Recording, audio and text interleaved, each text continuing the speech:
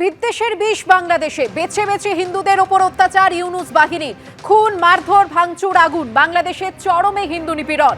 একদিকে খাগড়াছড়িতে হিন্দু মহিলাকে খুন করা হলো, রাজশাহীতে হিন্দুদের সম্পত্তি দখল, নেত্রকোনায় মন্দির ভাঙচুর, চট্টগ্রামে হিন্দু উপাচার্যের ইস্তফা। ইউনূস জমানায় বাংলাদেশ যেন হিন্দুদের জন্য বদ্ধভূমি। আর তার মধ্যেই যে খবর এসে পৌঁছচ্ছে যে আরো একটি ইসকন সেন্টারে ভাঙচুর করা হয়েছে এবং আগুন লাগিয়ে দেওয়া হয়েছে।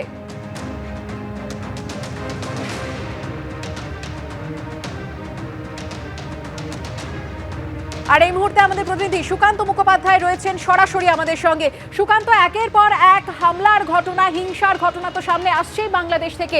আর এই মুহূর্তে যেমনটা জানা যাচ্ছে, ঢাকা ইসকনের আরো একটি সেন্টারে আগুন ধরিয়ে দেওয়া হয়েছে।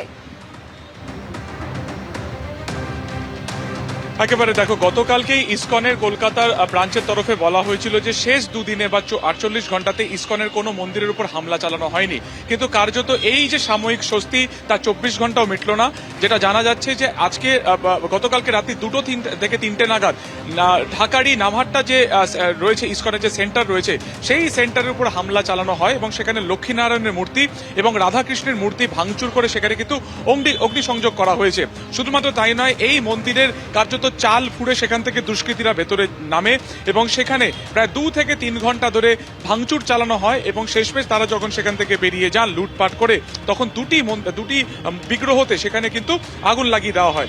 গোটা ঘটনাতে রাত্রেই ইসকন কর্তৃপক্ষের তরফে যোগাযোগ করা হয় বাংলাদেশি সেনার সাথে, তাদেরকে দ্রুত ঘটনাস্থলে আসতে বলা হয়, তাদেরকে উদ্ধারের কথা বলা হয়। কিন্তু যেটা এখনো পর্যন্ত আমরা জানতে পারছি যে এই ঘটনাতে আজকে সকাল পর্যন্ত অনেক দেরি করে পুলিশ প্রশাসন কিন্তু ঘটনাস্থলে পৌঁছেছে এবং এই ঘটনাতে এখনো পর্যন্ত কাউকে গ্রেফতার বা আটক করা হয়নি।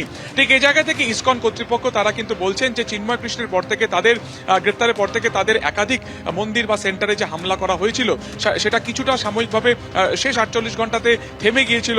তারা কিন্তু তাতে স্বস্তি প্রকাশ করেছিলেন, কিন্তু সেই স্বস্তি কিন্তু বেশিক্ষণ টিকলো না।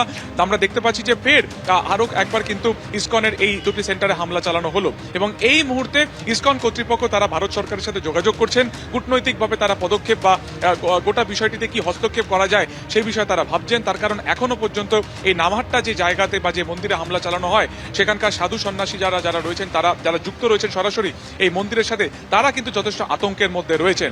এবং আমরা দেখেছি এর আগে নেত্রকোনাতে একদমই কালকের ঘটনা, সেখানে কালী মন্দিরে হামলা চালানো হয়, বিগ্রহ ভাঙচুর করা হয়, সেটাকে ক্ষতিগ্রস্ত করা হয় এবং তার ঠিক আগের দিনকেই ইসকনের সাথে ওতপ্রোতভাবে যুক্ত এক ব্যক্তির মাকে সেখানে একেবারে সেখানে খাগড়াছড়ি বলে যে জায়গা রয়েছে, বাড়িতে ঢুকে সেই মহিলার উপর হামলা চালানো হয়, বেধড়ক তাকে মারধর করা হয় এবং সেই ঘটনাতে কিন্তু এখনো পর্যন্ত কোনো গ্রেফতারি হলো না। ফলত বাংলাদেশ যেখানে বারবার সেখানকার মোহাম্মদ ইউনূসের সরকার তারা বারবার বলছেন যে এরকম কোনো ঘটনা ঘটেনি, পুরোটাই গল্প, পুরোটাই একেবারে ভারতীয় গণমাধ্যমের একটা রটনা। কিন্তু একের পর এক যে ঘটনা সামনে আসছে, একের পর এক যে ভিডিও ভাইরাল সামনে আসে, তা থেকে কিন্তু এটা বিষয় পরিষ্কার যে বাংলাদেশ সেখানে কিন্তু সংখ্যালঘুদের অশান্তির আগুনে জ্বলছে বাংলাদেশ। সুকান্ত, তুমি আমাদের সঙ্গে থাকো।